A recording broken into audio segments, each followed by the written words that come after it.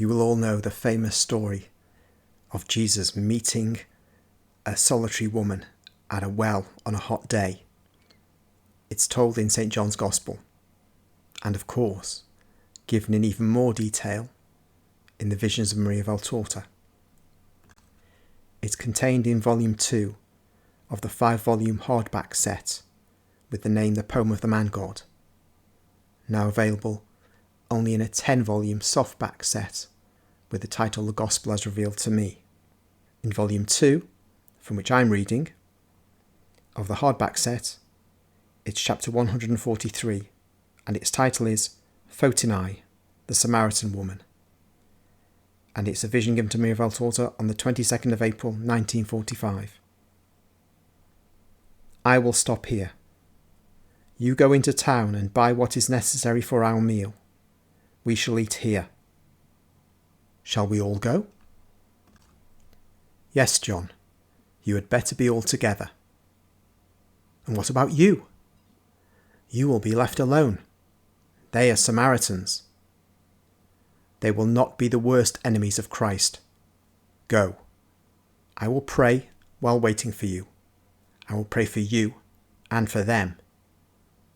The disciples reluctantly go away, and they turn round 3 or 4 times to look at Jesus, who is sat down on a little wall exposed to the sun near the low broad edge of a well. It is a big well, so wide that it seems a cistern. In summer it is shaded by tall trees which are now bare.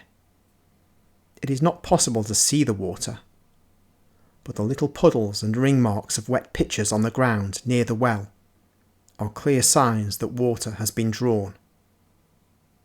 Jesus sits down and meditates, in his usual attitude, his elbows resting on his knees, his hands stretched out and joined, his body slightly bent forward, and his head lowered.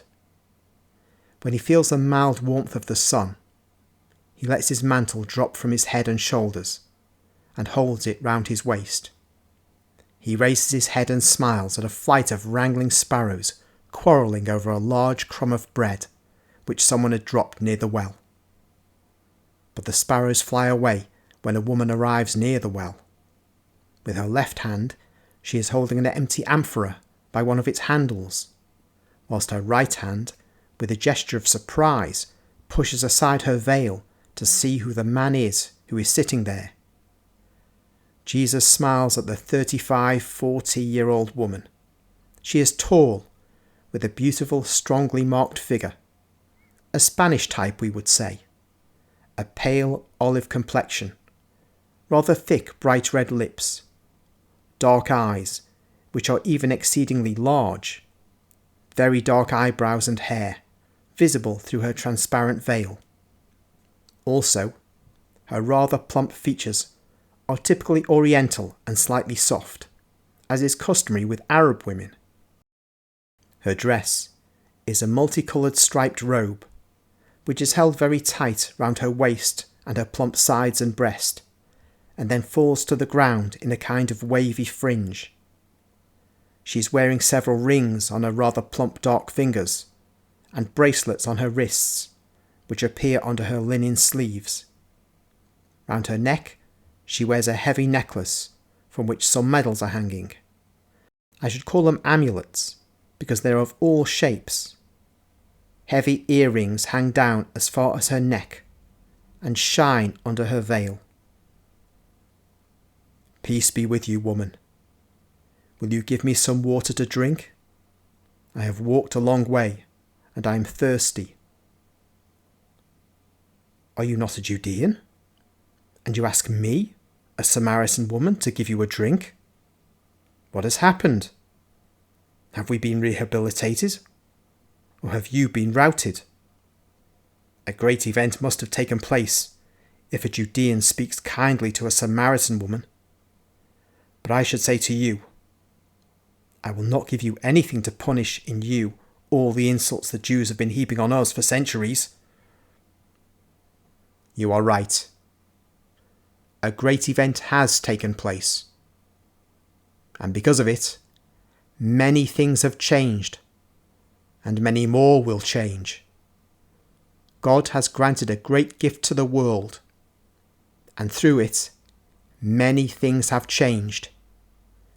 If you knew the gift of God, and who is saying to you, 'Give me a drink,' perhaps you would have asked him to give you a drink, and he would have given you living water. Living water is in the veins of the earth. It is in this well, but it is ours." The woman's tone is derisory and arrogant. Water comes from God, as bounty comes from God, as life comes from God. Everything belongs to the one only God, woman, and all men come from God, Samaritans and Judeans. Is this not Jacob's well? And is not Jacob the head of our race? If later on an error divided us, that does not change our origin. Of course, it was our error, was it not? The woman asks aggressively. Neither ours nor yours. It was the error of one who had lost sight of charity and justice. I do not wish to offend you or your race.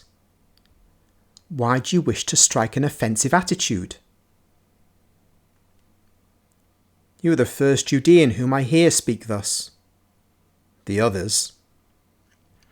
But reverting to the well, yes, it is Jacob's, and its water is so plentiful and clear that we in Sychar prefer it to other fountains, but it is very deep. You have neither amphora nor bucket. How could you therefore draw living water for me? Are you greater than our holy patriarch Jacob, who found this abundant vein for himself, his sons, and his cattle, and left it to us as his souvenir and gift?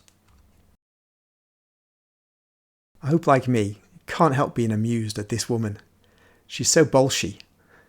It kind of doesn't come across in John's account because it's brief, although John's accounts in comparison with those of the synoptics are quite detailed.